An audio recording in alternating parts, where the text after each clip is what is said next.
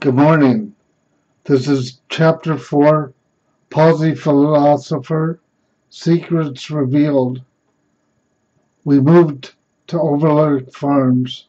In 1964, my dad was transferred, so we moved to Overlook Farms in Greendale, Wisconsin. My brother Tim stayed in Belmont. He had met some good friends and was involved with track and field. I think he also played football, I'm not sure. I believe he was a senior in high school. Greendale is a suburb of Milwaukee and was founded by the Department of Agriculture in 1936. They made affordable housing to families who wanted to have that farm feeling in the village of Greendale. People moved into the homes in 1939. This was to help people after the Great Depression. A person's income had to be between $1,200 to $2,700 per year.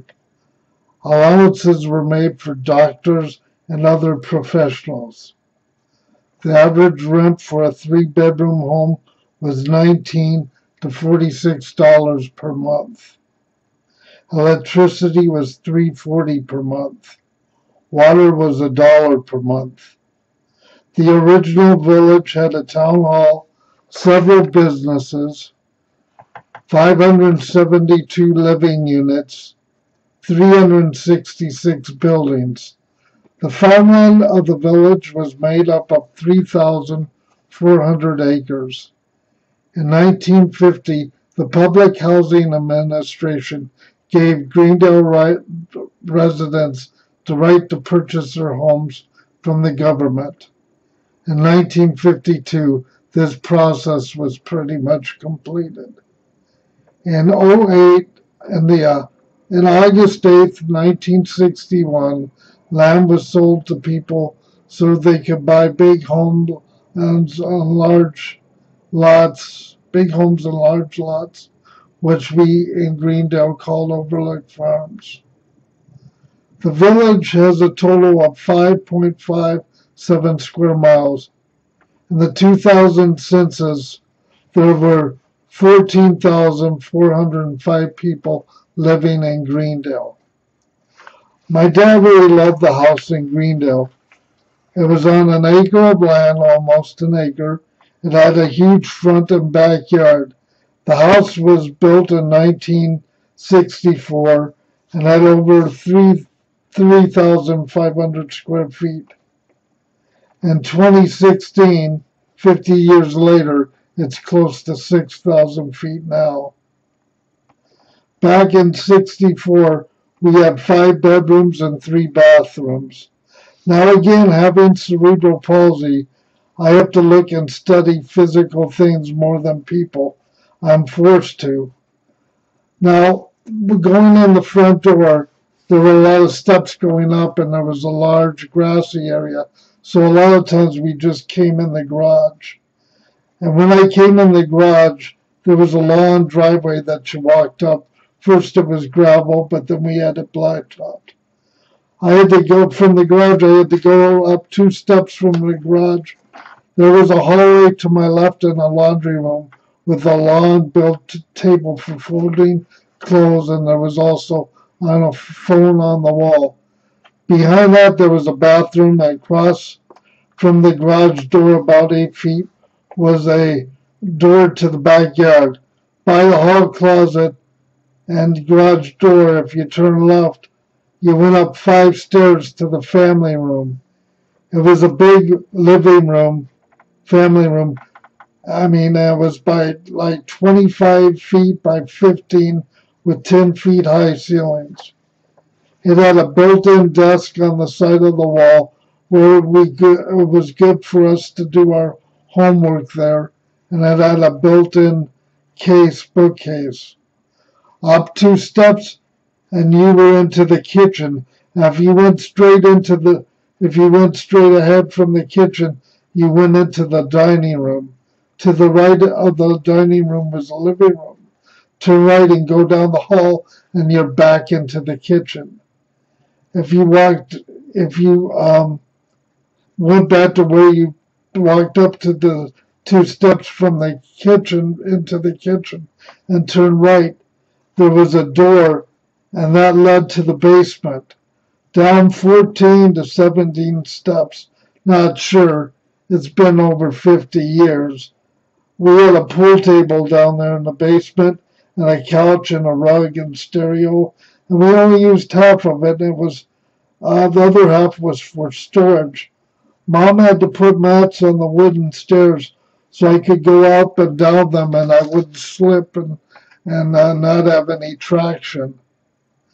Going back upstairs and turning to the right and straight down the hall was the front door. If you turned to your left and you would go back to the living room. But if you turned to your right, there was a den, and you went down 2 steps to the den. But we also used that a lot for a while as a bedroom. Now, if I went up the 2 steps from the den and turned to my left, there were again 14 to 17 steps, and I would go up them, and there were 5 bedrooms and a bathroom, 2 bathrooms up there. They were carpeted, and sometimes I'd crawl up them, and sometimes I'd put my 2 canes into my left hand, and I would turn and face the wall and grab the railing and go up the stairs sideways. The railing stopped 3 steps before the stairs did, and there was a banister at the top of the stairs. I would grab that and still go up it with my canes and get to the top, and then walk to my bedroom, which was about 3 feet away. Sometimes if I got too nervous or scared and my body would tighten up, I would get down on the floor and crawl up the last 3 steps. Then I would have to scoot on my butt to my bedroom and pull myself up on my bed. To go down the stairs, I would walk to the stairs and fall down on my butt and roll down on my back, and then scoot down on my butt. But sometimes I would put the canes in my left hand and walk down the steps forward, holding on to the railing with my right hand. Tom and Jim slept next to Mark and me in their bedrooms up at the top of the stairs. There was a bathroom just left to the stairs. My parents, Bill and Rick, and sister's room and my grandmother's were across from the stairs. I would sometimes get scared to walk to their room because of the steps. I had to cross the steps, and I would look down on them, and my body would tighten up. These are just the things that normal people don't have to think about, but if I fell, I couldn't break my fall because of my hands. So sometimes I would just really lock up and freeze up, and even if I think about it too much, I can get that feeling in my stomach and nervousness that I had back then. For 3 years, I knew a few people here, only a few people, because I went to an orthopedic school. The Eisners lived next door. They had a son and daughter, which I will talk about more later. And the Bozart family, they had 8 children too. And I will talk more about them and my friend Richard Talaska, who had spina bifida. I met a few other people these next 3 years at the Greendale Village Club. The next 3 years were rather innocent, and I grew up a lot at my school emotionally the next 3 years. And then the 4th year that we lived in the house, I would go to start intermediate school. All these things will further be discussed. I don't want to go on too long, but that's all for now. Have a good day. Bye.